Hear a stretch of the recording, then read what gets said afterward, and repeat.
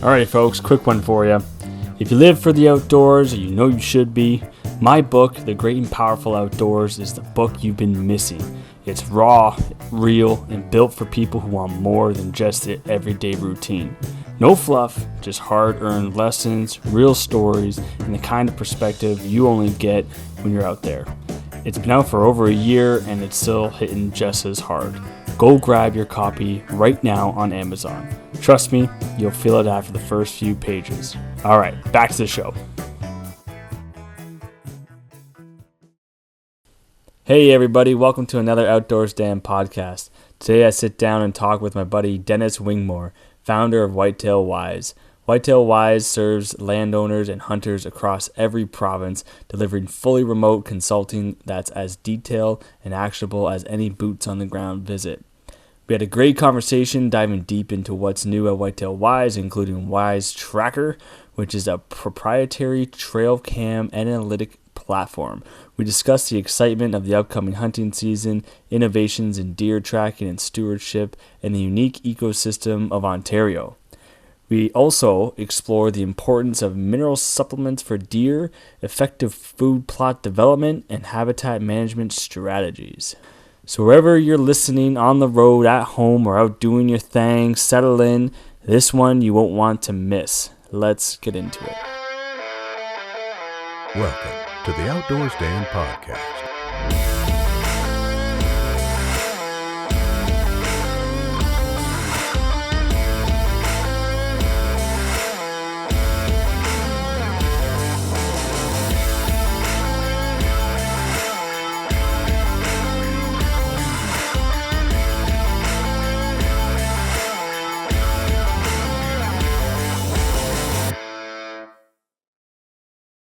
Oh, did I see you drinking were you drinking a Monster there? No. It's Tread Lightly from our local brewery. Oh, Tread Lightly. Okay. Yeah. There you go. My buddy makes those beers. So, Okay. He works. It's Muskoka Brewery, right? Is that? Yes, it is. Yeah. Yeah. Okay. Nice, man. Nice. I wasn't too sure because those white Monsters that are like, I've had them a few times in the previous years, and they're like, they get you going. They taste pretty good too. They work. It's just a crash at the end, you know? Oh, it's brutal. Yeah, I got a cup of coffee right now. Cup of coffee, cup of water. That's the go-to. Yeah, no, it's been a long day over here. We had a coffee. We took the girls out for dinner, and here we are. Yeah. My little one had a different routine day today, so she's still up. I don't know when bedtime's gonna be, but I could just see her going right now. So it's like, all right, just it is what it is, you know. Yeah. That's the way she goes. Yeah, got two of those little buggers. Yep, that's what you do, man. Well, man, let's. I guess you can get into it. Welcome everybody back to another Outdoors Dan podcast. Today with me, Dennis. You're the first person to come on the show for a second appearance. So Amazing. there you go. Yeah. How are things going, man? Good. It's been very busy. How about you? Yeah. Good. Yep. Very busy too. It's that time of year where hunting season starts picking up. So, yeah. Are you going out turkey hunting at all? I don't think I'll have time this year. There's stewardship programs, tracking programs, site visits, plus just general maintenance on my own property. I don't think I'll get out turkey this year. Yeah, that's fair, man. I'm gonna try to go out. I've actually had a few birds in the back of my place. Surprisingly, I was kind of shocked because usually it's hit and miss. Mm-hmm. Usually it's hens, but yeah, there's a big Tom, a couple of Jakes. So my birthday is actually on the Saturday, so it's like you have to go out for that, you know. Birthday turkey. I still have yet to get one, so I'm waiting for that chance. So we'll see what happens. But we had a whole parade of them come down our driveway there about 2 weeks ago. It's about 12 of them. Yeah, they're moving around. Damn. They're Snow's moving. melting. They can move again. Yeah, something about that gobble that just gets me going. Are you planning to do any spring bear hunting? No, probably not this year. No. We don't Yeah. have, like, I mean, they're around, obviously, but Yeah. I haven't made... The thing is, when you engineer a habitat for whitetail, I'm not really putting out big barrels full of bear bait. Yeah, they kind of contradict each other, eh? Yeah. Yeah, what would... Once a bear's Sorry. around, he doesn't go. Oh, they just sit down. So, yeah, like that's definitely something. How would you go about if you did have bears, like, constantly coming by and you're like, I want to, not like, I guess, scare them off, or if you hunt them off, but do you have any tips to Well, if they're get coming those by, bears? they're probably eating something, right? So, like, Yeah. what are you putting out that's drawing them in? So, for example, like, for many years, I still do the occasional corn barrel. Mm-hmm. 5 bags of corn in the barrel with a spinner on the timer. That's good for really early, but as soon as the bears start coming around, cut the barrel will move on. As soon as you eliminate any of the early bonus food for them, they just carry on and find something else. Yeah. Like when you engineer the habitat for whitetail, you're working on natural browse and natural edibles that the deer prefer and minerals for the deer, especially early season. The bear just comes through and keeps going, as opposed to I'll hang out here for a while. Yeah, just take a seat and eat all this delicious corn. Oh, I mean, it gets to the point, and I've seen it where the bear literally knows the timer. He'll show up 3 or 4 minutes before 6 o'clock, lay there as it sprinkles on him. Yeah, and he's like, "Thank you. This is the best." Yeah, just pawing at it. Yeah, just fine. Yeah, I was just having a conversation where it's I actually have been having some difficulties with bears staying on the bait site, which is, I thought, like, they kind of come in, like, either like small ones, they'll come in and they hit it for a little while, then they go off.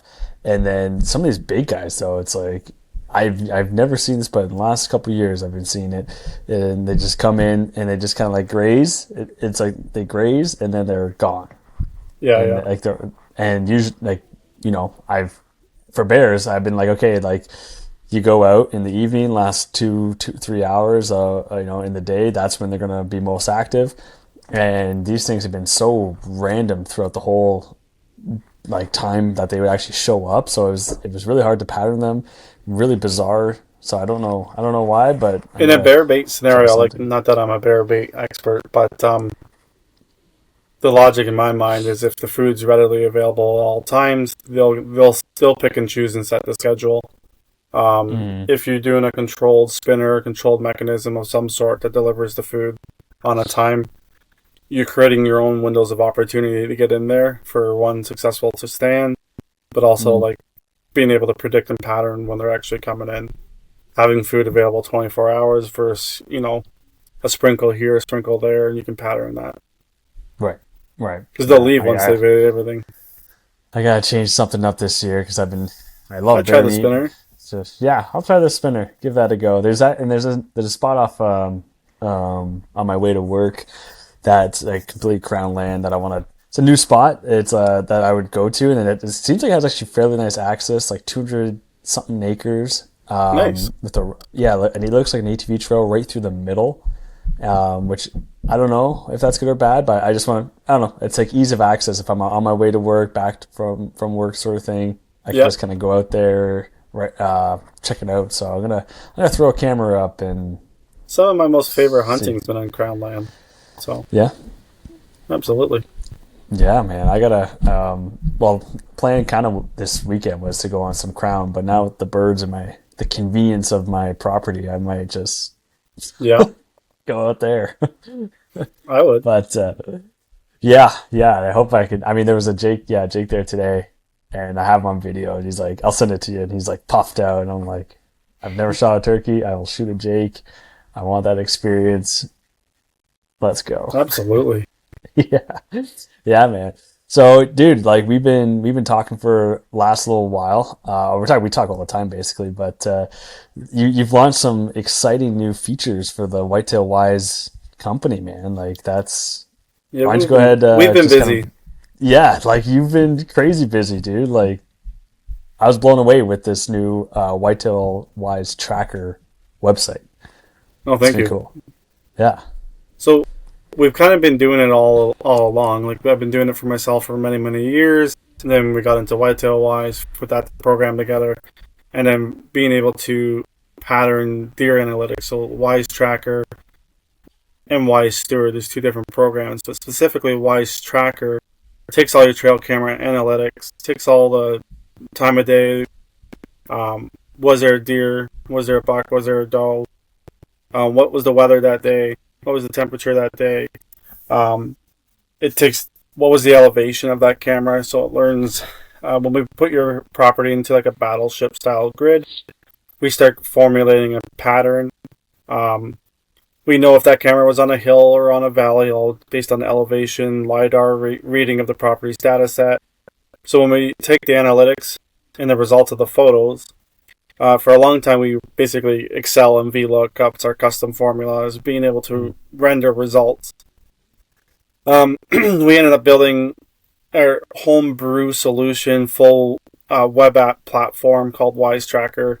It's basically your relationship with me from a trail analytical perspective, a whole portal at once. So what would happen is like you sign into your portal, this is your property, this is your battleship grid, what's the status of all your grid squares, so like A1, B2, C3 kind of thing.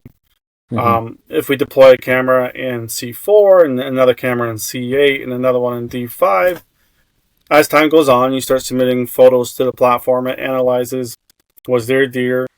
Was it a doe? Was it a buck? What kind of buck was it? It starts rendering like a buck memory.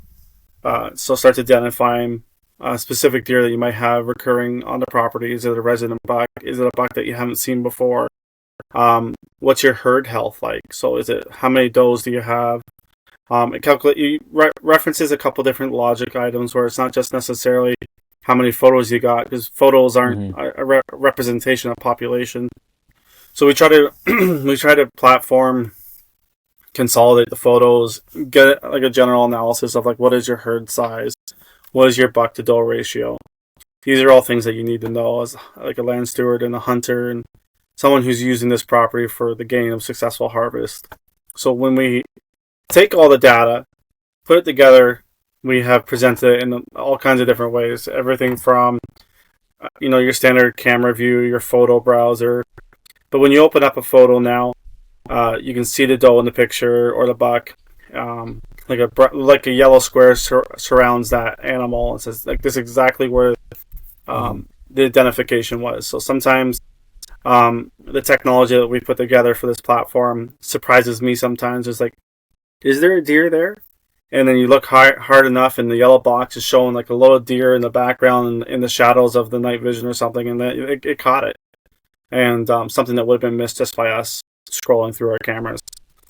Right, yeah. So there's different confidence thresholds and technology that we put together to analyze these photos, and all of it comes together and becomes like an intelligence report. So when we put together where are your stands, what grid cells have we analyzed, and what's the data telling us?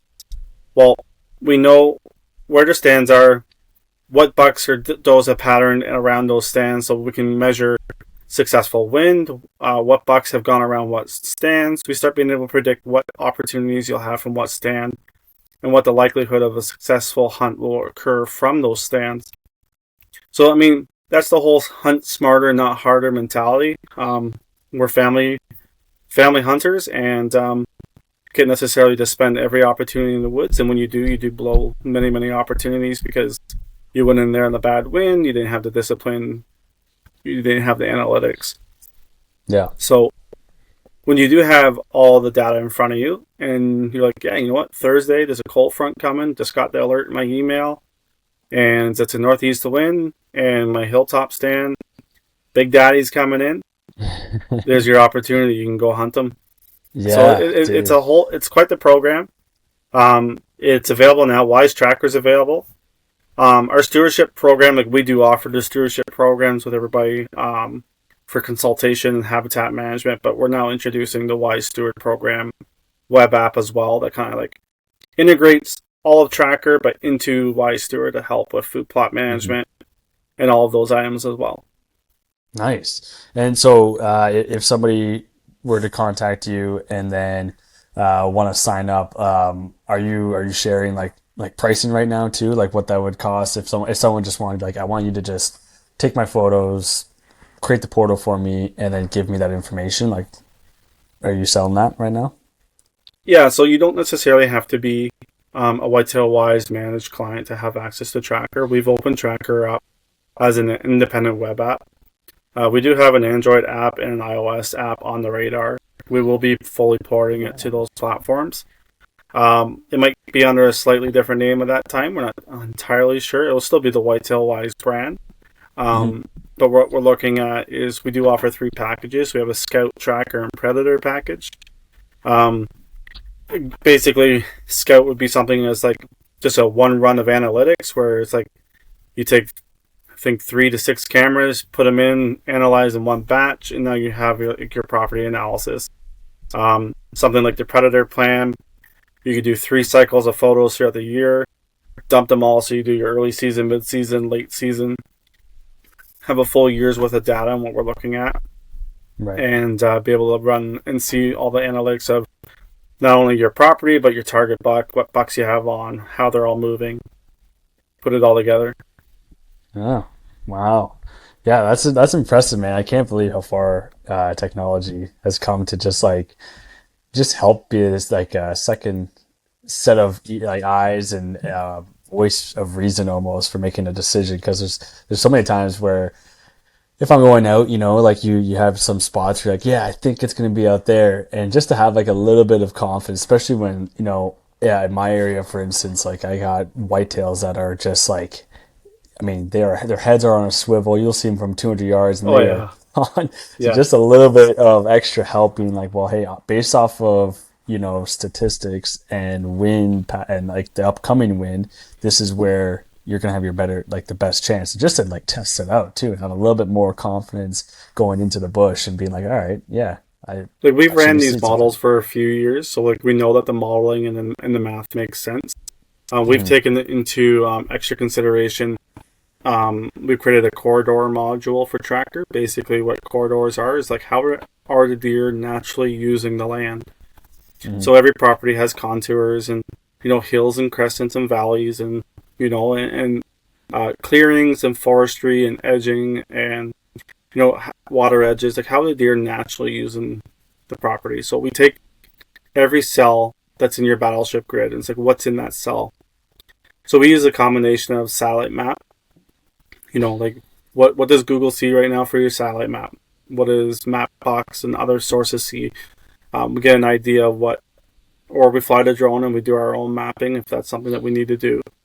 If the satellite map is that far out of date, we analyze every square and it's like, okay, this is all boreal forest, or this is a clearing, this is a pond. And then we look at the contour, so we take it a step further. It's like, okay, well, what is the unit of resistance? So we look at what's inside that square. It's like that square tells us that there's a cliff. And, like we got the Canadian Shelf. It's a 30-meter drop. You could probably rule out that the deer's not going to go up that hill. So through process of elimination, we start being able to mathematically determine based on slope, level of resistance, and LiDAR data, we can determine most likely naturally which way the deers are naturally forming most comfortable routes of transportation on the property. Then when we take all our on-site visits, your on-site visits, you're walking the property, you're using our steward map program, you're dropping a pin, deer sighting, deer droppings, deer bedding, all those become bonus points. So those Right. bonus points add to the formula. Okay, are they supporting the corridor analogy? Are they supporting the math that goes with the natural flow to land? A lot of time they are. If you follow the sign, they're pretty much bang on to the corridor math. Yeah. And then with the stand, your impact, the trails. Trails can be a positive, trails can be a negative value. It all depends on where they are. So you start measuring basically the likelihood of which way the deer are naturally going to travel on the land, but also like, what about that one buck? What's been observed? So then it's like, okay, we have our the in theory best practice of like how the deer are going to move on the property, but what are the cameras telling us and how accurate is that? So you take the camera data, if you have cameras along the corridor in different spots, and it's like, well, Big Daddy was at A7 at 1 in the afternoon, and then by A9 he was at 9 o'clock in the afternoon, and then back at C2, he was at 5 o'clock in there, somewhere in between. So that becomes a corridor shift. So it's like, okay, you could pattern that he went from this one to this one to this one, all within, like a 9-hour period.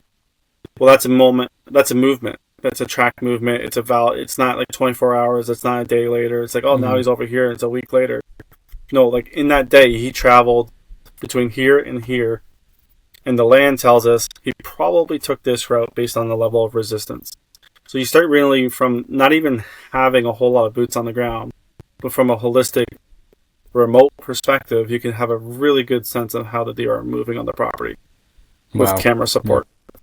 Oh yeah, and like just from that too, like you'll learn so much more too about your land, how to use it better, how the animals are using it too, and like with wind and everything. Like it just, to me, it just seems like an all-in-one way to completely understand deer behavior on your property. Well, 100%, and like we have an impact every time I go in the woods. I mean, if you go in there, you're messing around with something, that deer, especially if it's getting closer to hunting season, that buck is going to be gone for like a week, maybe 2.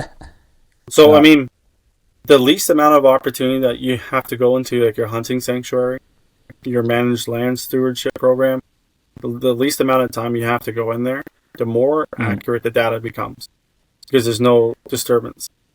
We do take into account predator movement. If a pack of wolves or coyotes move through, we start seeing those on camera.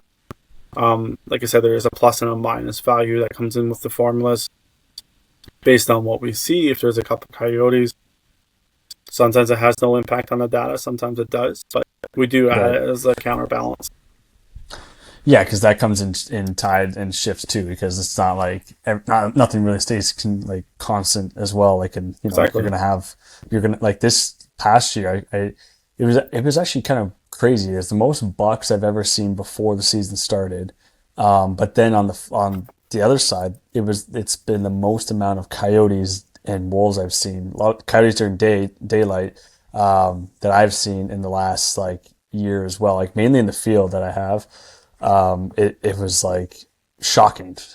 I don't know if it's the same one, probably is the same couple of yotes and stuff, but it was still like the appearances just like, I haven't seen that before.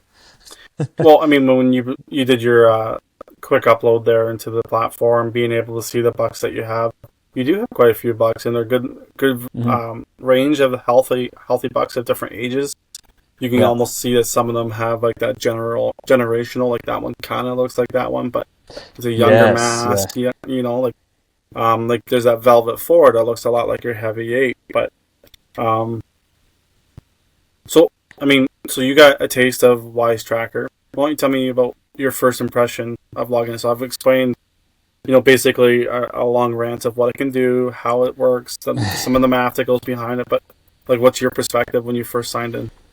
Okay, so my first perspective when I opened it up, it was like all the information you could think of in that first dashboard was like right there. So it was like someone that just wants to log in, just get a quick update. How are things? Basically, so I see it like in an operational sense. Like, so you're like, okay, how are things looking? You have some great looking graphs, like some circle like pie charts. That's like, I don't know. I like to see the chart stuff. Like that's awesome. and then you have like obviously the map like right when you log in. But that right off the get go, it's just a really appealing like homepage. And then as you explore, and like you did, like I didn't get any sort of tutorial, so it was very just like explore as will. So I was like, okay, let's just go through every single tab. And it was just really cool. It was just I was shocked with the amount of information that I already I didn't even, I knew of the photos, knew of the deer, obviously throughout the last year. But the thing is, you forget kind of when they were, what was going on, like the wind was going on, what time of year it was, you name it, right? You kind of forget about those stuff, and that was just all there within like seconds of just clicking on one of your side tabs. And the tab is called intellect or Intelligence. intelligence. Yeah, that tab, I mean, is like I think the best one, because it just will just run through, you know, okay, if it's a north dominant wind, this is where you want to go. Okay, and then just literally explain to you best scenarios on your most dominant wind. And like, yeah, that stuff I was just like shocked. I was shocked that stuff was like right there. And because usually, if I'm out hunting, say for instance it's November, I'll look at the wind and say, okay, it's like a north. Just say it's a north wind. Okay, I'm probably gonna go here just based off of the wind. Don't know. I have nothing really looking back. I'm not diving deep into like, well, let's search back into the history of the north dominant wind, like what's going on there. And then that program that you launched, that would tell you within that day, well, sure, you might think that might be the best spot based off of wind, but maybe, I don't know, the deer are running through a certain different cell point at a higher percentage, so your better chance might be somewhere where you don't think absolutely it is, based off of numbers. So that to me is like worth its weight in gold. Like, yeah, so really impressed, man. I was like, I don't know how, I mean, I hope after this and like as time goes on, more people get into it, because I don't know how someone wouldn't be, like even if they're on public land, they could still submit information. The land is the land, and the data from the cameras. It doesn't necessarily matter where it is, and that's what has opened this up to not just being Ontario Land Wise tracker. We could do it across Canada, in the States even. Most of the APIs and algorithms for like Weather Canada, Industry Canada for the LiDAR maps and stuff like that. It's all coded for Canadian. It's a Canadian-oriented product, made in Canada kind of thing. I've done all the programming on my own. It's been a long haul, but yeah. Like, how long did it take you, like from start of building this website onward? Like, how long did that take you to do? I've been doing like a full like Whitetail Wise refresh. So we launched a new website. We launched a store. We're getting ready to launch our boreal mineral. Rebuilding our Wise Tracker program, not to be just part of the stewardship, and then Wise Steward, the full program, where the stewardship program where we go on people's properties and we build the full habitat program for them. The whole mindset and how we achieve this, we've been trying to figure out how to put it all together so that we can offer a solution like this. So probably took me about a year to figure out that this is how I can present the data, and then I've been pretty hard at it for over a month and a half now. Just pretty much every evening, my wife doesn't see me. We just work hard at it and just work. You could tell. Wow. I'm doing this programming thing to like 3 a.m. to keep going.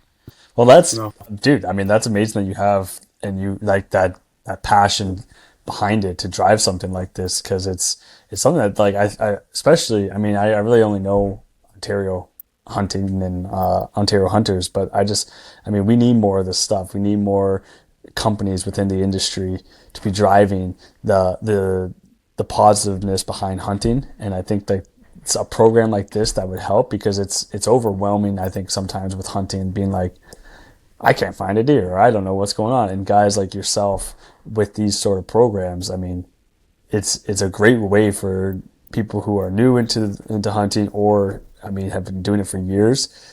I think it's a great tool that you got going on here, and I can only see like how it can improve. I don't know. Actually, I don't know how much more better it could get, but I'm sure you got a bunch of tricks in your pocket to. Oh, I have lots on the radar that's going to keep improving. I can imagine, and like, so I just logged on right now, just to like check things out, and and that's one thing actually, now thinking about it too, is it's somewhere like every time I've gone on, I've just keep clicking things and exploring. And I think that's what's really important too. It's not just like your trail cam app, or like, oh, okay, yeah, there's some deer, put it away. Like, this thing is so informative, And it's cool because one, it's like one's like my property in the back here, but even if it was another area that I was hunting, it's just super cool that as a hunter, I'm thinking about hunting all year round. I can't wait for it. I can't wait for October to come around in November. And this just keeps all that into your brain, like, okay, because I love checking trail cameras too. And then like Absolutely. that keeps you kind of going. And this is just like the cherry on top. That's very kind, and I'm glad that you see the value of it and how it's going to hopefully help with a smarter hunt and a more successful hunt. And, like we try to incorporate as much intelligence into the intelligence page as possible, because as much as we can make pretty graphs and charts and stuff like that, like those are all useful things that we find valuable, like wind rows and moon cycles and temperature of the day. But, you having the ability to take all the data that's presented to you on like the intelligence dashboard, and everybody has their own methodology and their own way of thinking, and maybe you're looking for a specific metric that's not a dashboard, but the data is there. It's your data. So you can go into a couple different places within the portal and like, hey, I got a little piece here and a little piece here, and you can kind of make your own. Maybe you're measuring like the impact of going in there with the ATV or something, and it's like every time I've gone in there at 9 o'clock at night, there's no deer until the following day, and you can run that report and stuff like that. So you have all the different ways of analyzing and building analytics for your own property within this portal. We are working on building a reporting tool that basically gives you, these are all the variables you can run with. What is the goal? What about this, on top of this, on top of this? Click generate. Boom. Like this main corridor seems to be the most impacted every time I go into the woods. Or this water hole only ever seems to get any sort of result for like the first 3 weeks of the year, and then nothing's there. Being able to measure all that. One thing that we've integrated into the website is for those who have like their own personal weather station. Most of the weather stations offer something that's called like an API. It's a way of integrating your weather station into your property's analytics. So for my own property, I have a weather station on the roof. That's the exact wind for my property, as opposed to getting like a statistical average from Industry Canada through the weather network and stuff like that. Right. So right. You're getting real weather, real comparison for your property. And I think that's huge. And we do like a Whitetail Wise report that's included on the dashboard. It's a written summary that takes all the variables of the property, the land assessment, the terrain assessment, the resistance value of the grid, the entire platform of the camera analytics just stands, and gives you basically a full written report, the key insights. It looks on the internet what is in your area. Like, are you in an area that has high acidic soil or winds off Georgian Bay or something like that? So, I mean, it puts together a full report that's kind of nice. Like, this is hunted oriented, directly about my property, things I wouldn't necessarily have thought about, because sometimes out of sight, out of mind. But, if you're like in the Owen Sound area, you are directly affected by the lake that's there, and it's something that you need to put together with a hunting strategy. And the thing with the deer is, deer down by London and Niagara is much different than Oro-Medonte than they are where we are up here in Northern Ontario. So, they're all fundamentally the same, but they do behave differently. Yeah, absolutely. Yeah, I think for me, like, it's great to have days where you can, like, you just go out and you explore the woods, whether it be on Crown land, and you just kind of walk to walk and see what you see.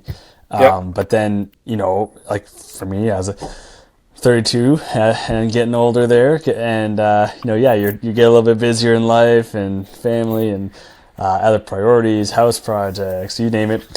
Absolutely. I think this helps with that time that we mentioned earlier. It's just like allocating hey, like if you can forecast it too, being like, hey, a week from now, 4 days from now, whatever, it's looking like a great day. I'm going to start like my time between now and then, get some stuff done that I was going to do later, do it now, and then save up that time to go out into the woods to have the best chance possible. I think that's just like, it's a smart way to go about it. It's no different than somebody being like, hey, I'm going to have a rangefinder. I'm going to get better camo. You know, it's like, it's one more thing in your pocket that could help you be successful.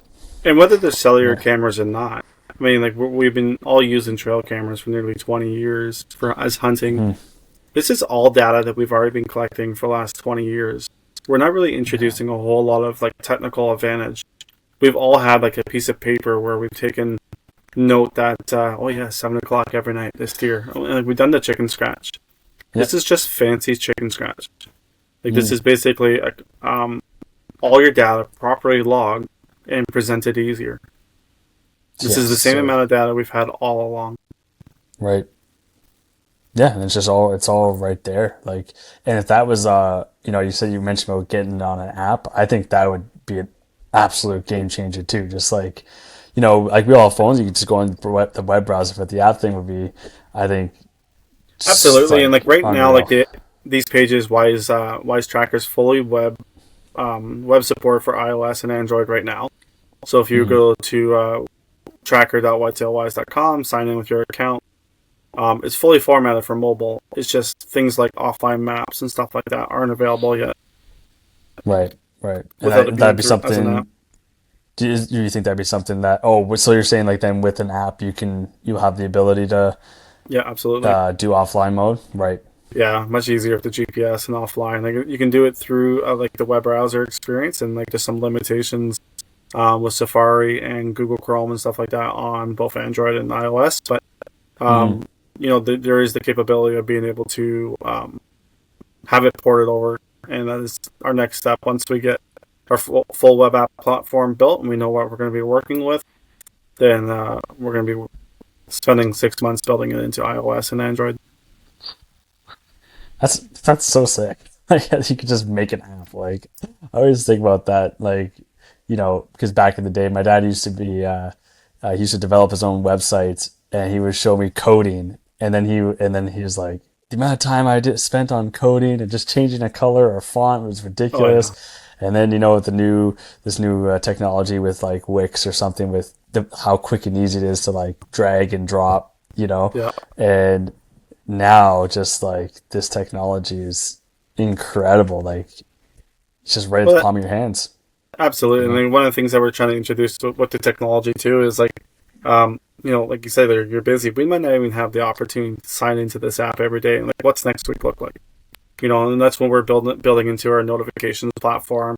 Think behavioral shifts, pattern shifts, high percentages of confidence that this stand at this time will be a successful hunt. We're working we have our mobile provider through our Whitetail Wise phone system plus email. We can have these alerts come right to you that next Friday, statistically, it's your day. So that's okay. So because I got an email. Like I was saying to you, I got like saying that hey, there's a cold front coming. Like there's a change in weather. Like I know we're not in season, but either way, I think it's just something that's really cool just to have that information and the idea behind the email. But like so then within that email, would you think you would say like hey, cold front's coming, or hey, statistics with weather, wind, moon, this deer, buck ABC or something has a great chance of showing up. Yeah, and like the goal would be like you choose what is your target deer, so you're not necessarily getting all these alerts for a spike. But if it's like you're a big guy and that's the guy you've been chasing and your chance of opportunity is here, I would want a text message telling me Thursday's game day.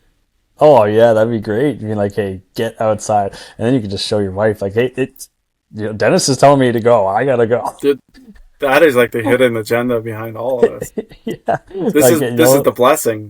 Yeah, I guess if you don't get something too, you might come home being like, well, oh shit. Yeah, that was my bad. I spooked the deer. I bumped it on the way in. Yeah, I bumped it on the way in and didn't expect that, but hey, that's hunting too, though. It's nothing's guaranteed. That's why you still have to be a hunter. This is just a palette of data, but you still have to be a hunter. Yeah. It's still like you can't just like walk in there. Control, rolling your foot. Quiet walking.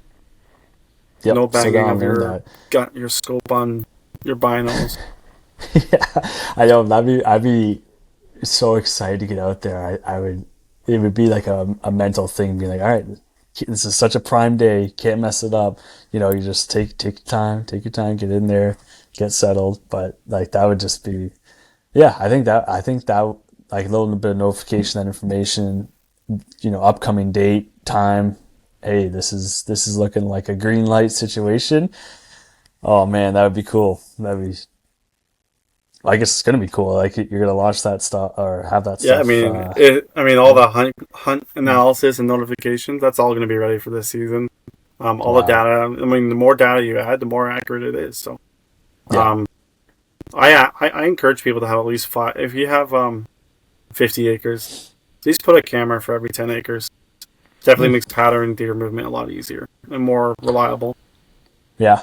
Yeah. If you're I gotta only if get. you're only hunting your back 30 acres, then you probably get away with less than five. But Yeah, man, I gotta get some more cameras out there. But I would be interested too, like because I have neighbors that, I mean, they get the same deer most of the time. They get the same deer as that's on my place as of their right, place, especially as the rut goes on. But it'd be interesting too, like to see, if you partnered up with, say, like your neighbors, and you build a bigger grid system, like all that intel, like that would just be I mean, even. the capability is there. You can define the grid as big as you wish. Yeah, yeah. I don't know if you'd want to share that information with the neighbor, or be mad, like, oh, he's over I know Well, he's over at the neighbor's grid. yeah, I mean, there's a pro and a con. Like, if you look at it from the stewardship side as opposed to just a tracker side, you can help building a generational herd, become smart harvest, have a Mm, discipline of, create a etiquette between, gentlemen of like, this is what we're going for, this is why. And, yeah, you yeah, can that's do a a good joint point. effort on predator management. Having a community where you have an established habitat agreement with your neighbors, I highly encourage. Yeah, that's actually a great point to like, because we like I talk with my neighbor quite a bit, of just like same thing, like, oh, this deer is kind of showing up. We're not really that like private with not showing each other, like we're excited if you get that Sure. deer that's been over my plate, like we're just genuinely excited for each other.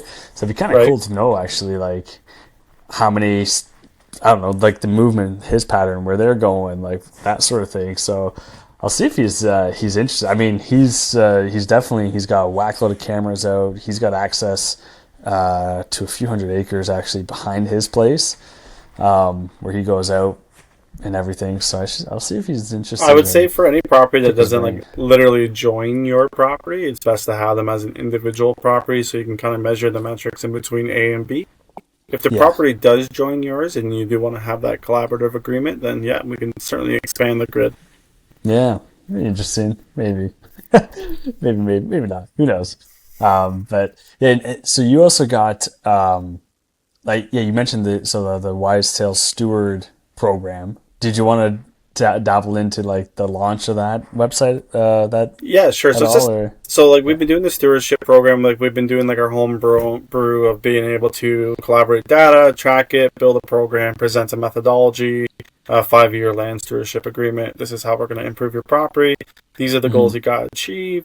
These are the different type of native Ontario species and plants and like red osier dogwood and stuff like that, sycamore and stuff like that to work with the property to help build more natural deer thriving environment.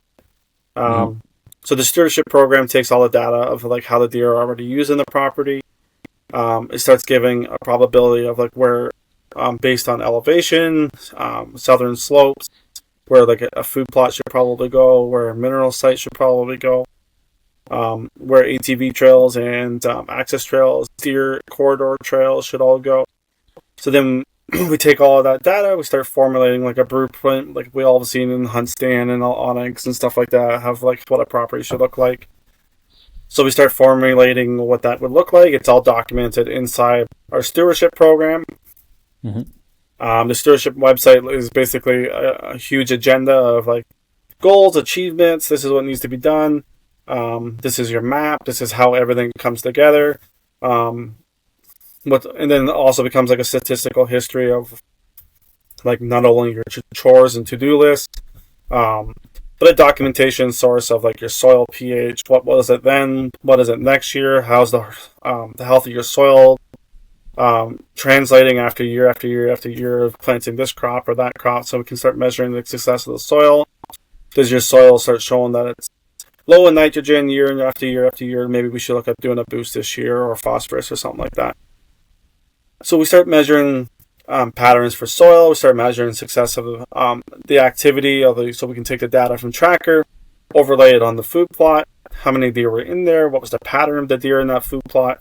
Do we want to hunt that food plot, or is it a food-only food plot? We start adding additional methodology that the stewardship gives us to even make us even a better hunter, compounding on the tracker system. So the way it works is, if you're under the Whitetail Wise stewardship agreement, you automatically get tracker. Tracker is like a dependency. But you can have tracker on its own. But if you're inside the stewardship program, you do get access to tracker, and it really makes the stewardship program succeed. Right. So instead of us doing it through our own, this program, we decide, you know what, this program only works a little bit for us, and this one only works a bit for us. We decided that's it. We're going to put it all together, build it ourselves, and have all the integration, so we don't have a piece here, What used to be able to take us days to present reports to people, we can do it in minutes now, because all the data and all that is aggregated from the same single source of truth. Yeah. Wow, that's just like, because people want to just have that information quick too and stuff, and they want results fairly fast, and to have those reports get spit out, like, that's amazing. And I'm just so I'm looking through like the different phases that you have built out for specifically my property, and it's like it's exciting to see things laid out year after year, being like things to look forward to, being like, okay, just one thing at a time, let's check it off. But it's like you see the reason why you're doing it, and I think that's super important. Because you can get carried away, and like, you can look up on YouTube and you can be like, what do I do when it comes to springtime? There's some content out there, but I think the most important thing, and I think anyone can agree in Ontario, is the lack of knowledge within Ontario, like the landscape, I guess, the ecosystems. It's all based in the States, and it's helpful. It's great stuff, but I don't think it's translatable. I mean, there may be some stuff, but I like. You're the guy that knows these things, and I just think it's such a amazing. Well, our habitat is very unique, right? So if you were to compare, like in the States, I mean, what's in Ohio to Michigan to New York and stuff like that, I mean, they're small little states in the grand scheme of things. So I mean, their habitats do change even between those, and even going southern into Georgia and stuff like that. But if you look at Ontario, just again, Park Hill to Oro to South River to all the way up to Red Lake and stuff like that, Kenora. Like, we have so many different habitats that are deer. Everything is a complete different ball game. So like, you can't just use one strategy fits all for Ontario, and that includes like why we're introducing arboreal mineral, like the mineral for Northern Ontario, that's designed on what the deer's palate has been for many generations. That's what they need to succeed for their rumen health, their gut health, all of that, to make sure that they succeed. We're a lot of off the shelf products. They work great in the States, or like they're heavily baited for attraction. But the downside is if there's sugar or other additives that start creating teeth rot, or making them sick and stuff like that over the long scheme. A lot of times you'll see a mineral work, and the mineral works great for the first 2 weeks because it's like a kid with candy. Yeah. But then you get an upset stomach, and the deer stops coming back. Yep. When do you think you're going to launch the mineral lines? So the mineral line, much stuff going on. Like, it's so sick. Like, you got it's like a like. Amazing, dude! It's amazing. It's just amazing. Thank you. We're taking it seriously. You could call it like the organic formula for deer. So like, we're trying to put it all together. Calcium, phosphorus, magnesium, zero sugar. Making sure that we have trace mineral, immune support, rumen health. Like, put it all together into something that Ontario deer, specifically northern deer, you could say north of Barrie, in north of Kingston, and onwards up, is something that they're going to be looking for. And so we're putting it all together. We're getting ready for packaging, and we're getting all of our ingredients together and mixing it ourselves. It's a family affair, and we'll be shipping it out in Canadian Tire buckets. And dude, amazing. I mean, we gotta start somewhere, and I don't think people will even be like question the packaging at all. But I think it'd be even cooler in a Canadian Tire bucket or something. But yeah, we'll put a sticker on it. Yeah, and I'm tired, man, of supporting, like, you go and you buy minerals that are from the States or something, and I want to just support on like Canadian, Ontario companies as much as possible. I know it's tough, I know it's hard to do that, but I think it's like you have to start somewhere, and like the fact that you want to bring in minerals, you're a guy that like you can call, you'll pick up the phone, you're right then and there, you can answer any questions, and it's like you have the background to it to support why you're selling what you'd be selling. So I'm really looking forward to testing out some minerals and everything too. So let me know when you have some in stock, and I'll absolutely buy some. Yeah, like now's the time to get it out there, because bucks will need the greater antler mass, and those stronger pregnancies, better lactation, healthier fawns, skeletal development, immune priming, all the reasons why an early season mineral is very, very important, and a mineral that's natural to their palate. Not something that's just mixed with Kool-Aid, and it's like they get in there and they get a taste of it, but then by the time they hit age of maturity, their teeth are rotting, their guts are unhealthy, and you're not getting that long-term generational healthy herd.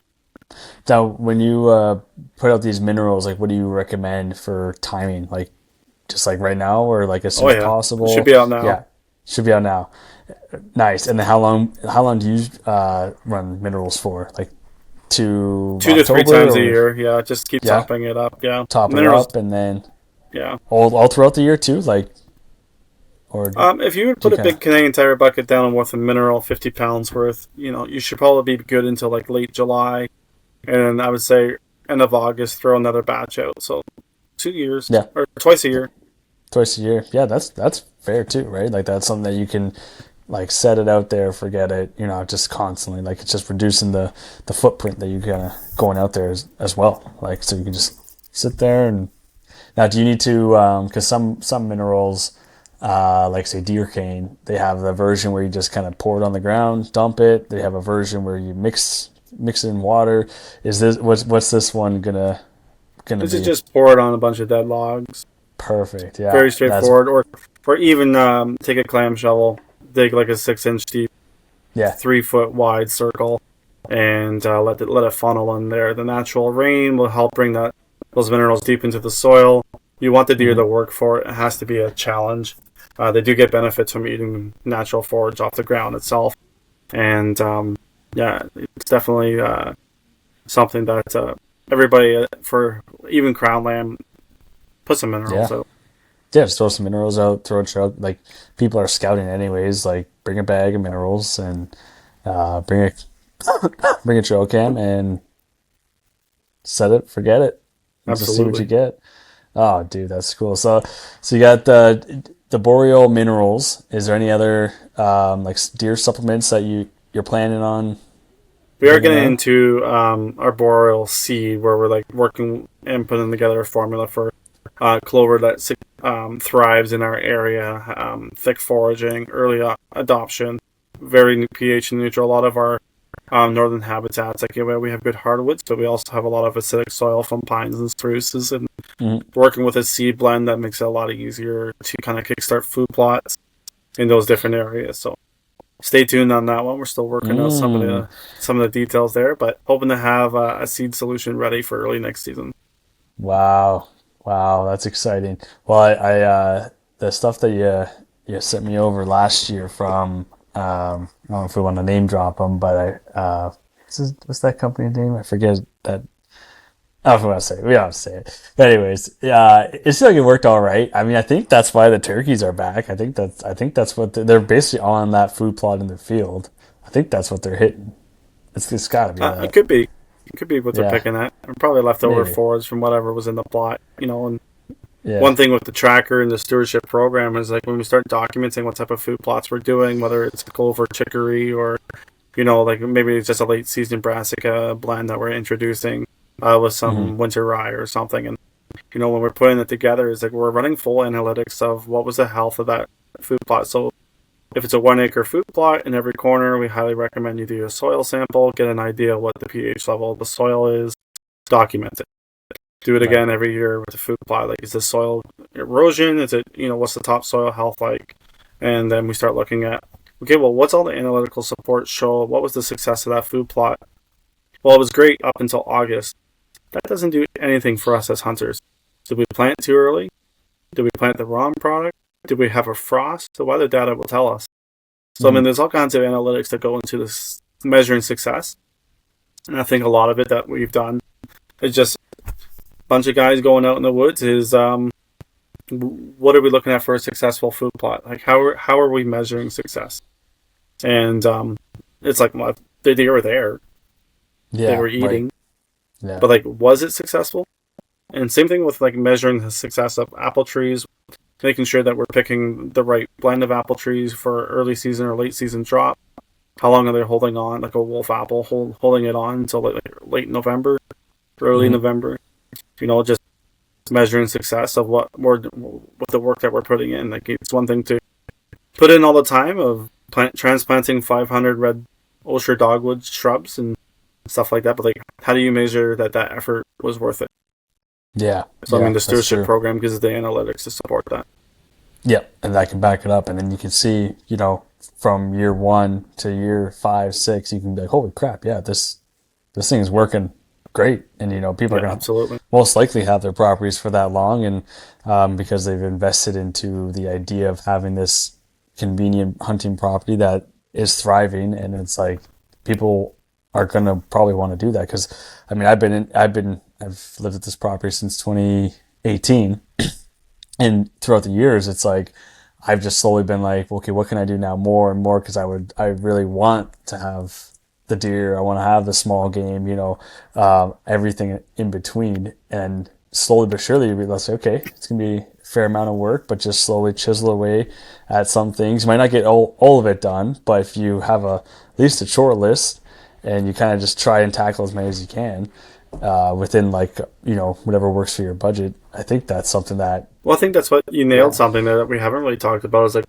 we can provide you all the cookie cutter best practices, but like, what's important to you, what's your time, and what's your budget? So we can formulate a strategy that complements, I'm only willing to put $200 in a year, or I'm willing to put $2,000 a year into this. So like, how can we do micro improvements based on a smaller budget, or how can we do a large shift budgets where like, yeah, maybe we do need a dozer or a backhoe to come in here to do the work. Yeah. So I think it's one thing to add to the stewardship program is like define your goals so we can make sure that we mold a strategy inside the portal that's presented to you as well. You can see how your goals are following your strategy. Right. Would you say the most not efficient, or maybe it's effective? Maybe do you think the most effective thing for somebody to do for habitat would be to like basically hinge cut and clear an area of trees? Would that be like the best thing, or do you think there's a little bit more complex? Like, I would walk around, see if you can identify where deer have already naturally bedding.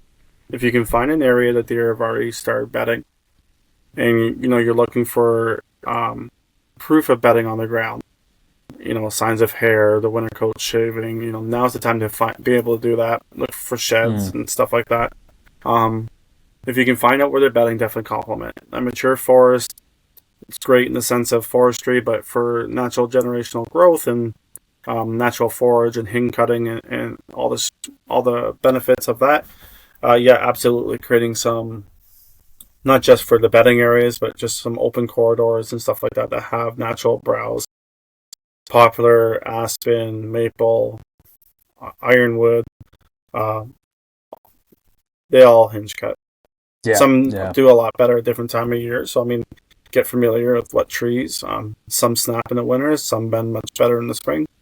Some are way better to hinge cut once the sap is flowing and the integrity of the tree is a little softer. So, YouTube University is a great platform, and there's lots of hinge cutting content out there, and that's one thing. I mean, like if you're going to compare hinge cutting from the States to Canada, I mean, tree's a tree.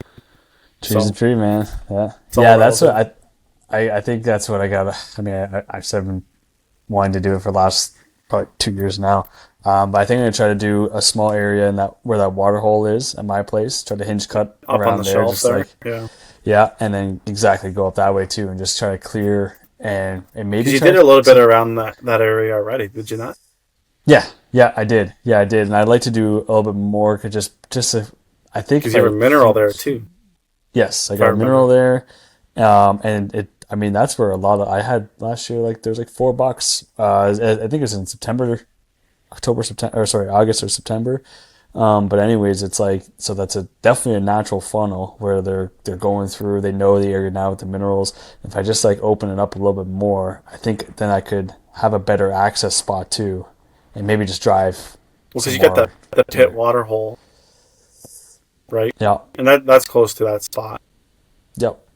So, one thing I always improve is like, okay, you have a natural water feature on the property, and we don't necessarily have to add. You got the swamp edge too, so like water is not an issue, but make the access nicer. So I mean, like basically instead of it being a 3-foot drop into a pit, make it like a boat launch, right? Take a side of the pit, ramp it down, put in some natural forage like osher dogwood or other marsh-based plant that deer encourage on foraging on, and it invites them easier. They're feeling more protected. They're not completely head down into a hole trying to get some water. Yeah, I think that's the move. And then there's that nice that oak flat too, or like up on that hill. There's for the food plot. Yeah, that's something I gotta tackle. I just wish I could like just do that every day. Just go out and just work on the property and do some cutting. Like that'd be a dream. And sometimes I encourage people to reach out to a local logging company because sometimes they'll split on the value. Yeah, and I did actually that. I did do that. And the guy wanted to walk. He never got back to me, but maybe I'll follow up with him. But he's pretty particular with what trees he wants to kind of take away and like that sort of thing. But I'd be open to it because like you said. I mean, if you look at it, like, what's your goal out of it, right? If your goal is to get the clearing, then it doesn't matter what trees. But if your goal is like, I want the sugar maples for firewood, I want the oaks for firewood, you can take what's left. I mean, then what's he really getting? He's doing all the effort. Yeah, he's doing it all. Yeah, I guess at that point, it's like, hey, just take what you need to take. I just want better hunting access and open up the forest a bit. And and chainmail the soil, so all the wood chips and all the stumps, and chainmail like a flail mower works very well. Flail? I don't think I've ever used one. No, your tractor will work on your tractor if you get it in there. Yeah, PTO attachment. Damn. Yeah, that's the thing. That's where it goes back to that whole budget thing. It's like, and it is very quick where you could go, you can spend $20 on a jerry can. I mean, now it's probably like $40 on a jerry can, or you could spend like $2,000, $5,000, and a friend of mine, he just purchased a seed drill for his property, and he's like a hobbyist. Wow. He's part of the ODSA, so actually the founder of the ODSA and Ontario Deer Stewardship Association, and he's like, I'll never get a return on this, so I had to have it. yeah, that's a diehard deer hunter right there. Just a guy that loves deer. He's like, I don't care. Just get them. Absolutely. Well, it's funny too, because then you're like, how all the money that you put into it. I mean, and then you shoot a deer or something like, well, that deer was worth like $500 a pound. It's funny. You could compare it in that sense, but I think that might be the wrong approach, because you're not just doing it for that one deer. You're doing it for generations, and absolutely making this like deer sanctuary on your property. Like, I think everybody wants that. Absolutely, and I think there's a lot of like from an outside perspective, everything that Whitetail Wise put together is for like a successful harvest and analyzing your deer herd, and like that's like a closed loop, and when ODSA was discovered this year by myself and Dan Danders from ODSA is the founder, his perspective on like how he's analyzing the maturity of deer herd health, what's happening in all the WMUs, where the deer are going, why is there a population decline. He's working with Ontario Federation Anglers and Hunters and the Ministry of Natural Resources. He's talking to all the right people. He's getting a lot of people's ears listening.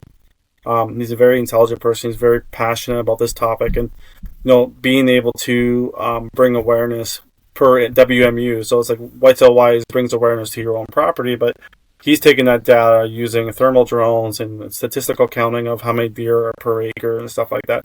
His analysis, he's spinning it to the ministry and saying that there's something wrong with the Ontario Conservation Program. And that's something that we've talked about in the previous podcast, Dan, is that we didn't agree on a few things of the Conservation Program of Ontario. And the ODSA is finding the same beliefs and formulating a strategy and presenting it to the province and saying, like, there's a problem here.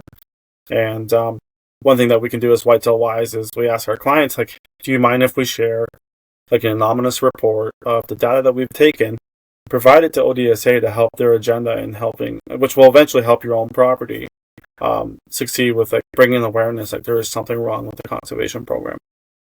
Yeah.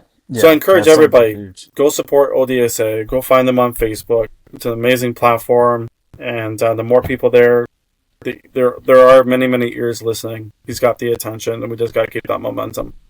Yeah, I hope to get that guy on and talk to him more and pick his brain and stuff, because that's something incredibly intelligent.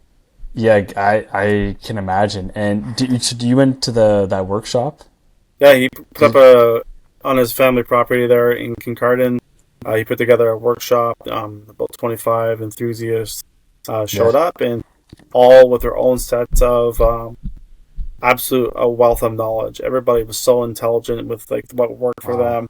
What hasn't worked for them, other land stewards that have done it for like their family and friends, and some of them do it professionally down there, and everything from fast tracking, say graphing a 3-year-old apple tree to a 9-year-old poplar so that they have the root base, like literally transplanting different type of products to get faster results and a healthier herd. And it's just absolutely amazing the amount of knowledge of the differences of identification, even from red osier to silky dogwood and stuff like that. And there was and the fact that the atmosphere was, no one was a know-it-all. Like everybody was willing to learn, and there's always something to learn. Everybody has their own perspective and their own knowledge and what has worked, and it's all valid because Ontario is so big.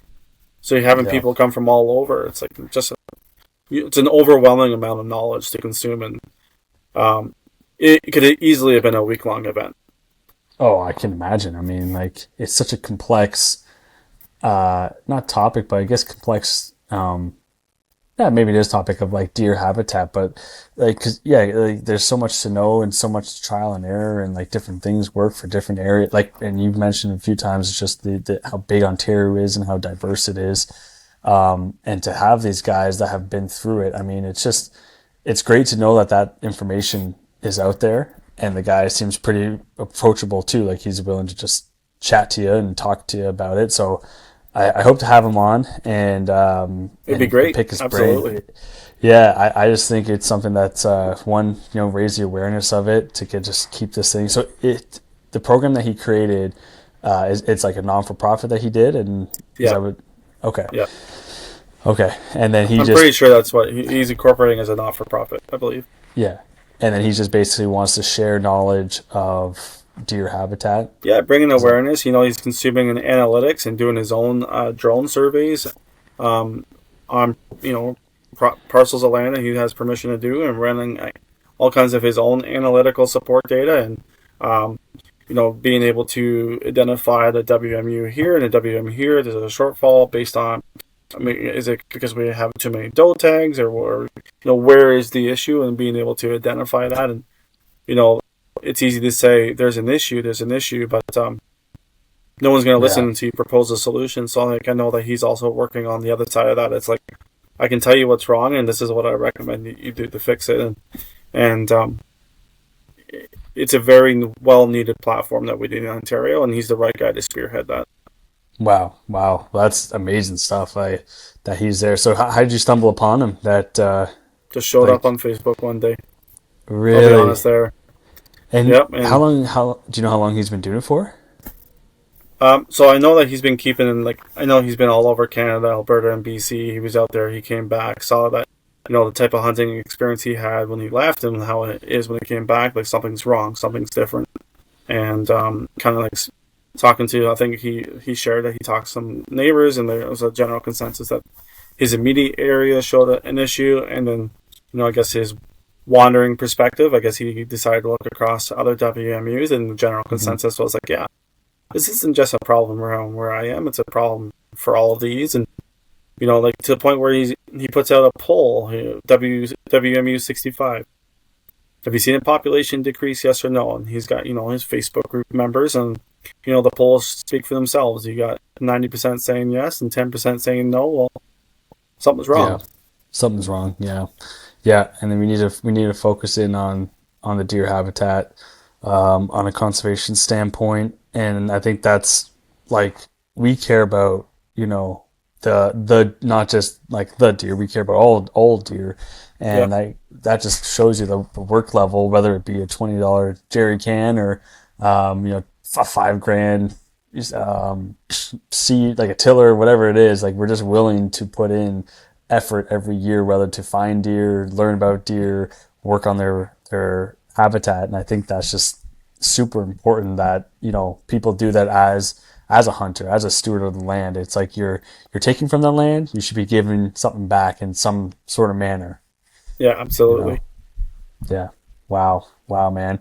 Well, dude, man, I really enjoyed our conversation. We can wrap it up here, but sure. Where can people find you if they want to get in contact with you? You can find us on Facebook. You can find us on Instagram. But if you go to whitetailwise.com, check us out. We have all of our platform details there for Wise Steward, Wise Tracker, our store, if you're interested in some things that we have there. And that's where you'll be able to order boreal mineral from, hopefully in the next few weeks. And stay tuned. More on the radar, and it's going to be good. Oh, it's going to be great, man. I'm looking forward to the journey up ahead of not that just this year, but next year. And I'm looking forward to just being a part of the journey, seeing what Whitetail Wise, where it goes. I'm looking forward to it for sure. Yeah, absolutely. And thanks for having us on. I guess I will be at your property here in a couple of weeks too. So I'm looking forward to coming by and taking a look and seeing what we can get on the radar for this year. Sounds good, man. That sounds good. I'll keep everyone posted, and we'll see you soon, dude. You bet. Sounds good. All right. Thanks for listening, everybody. Bye-bye. Bye.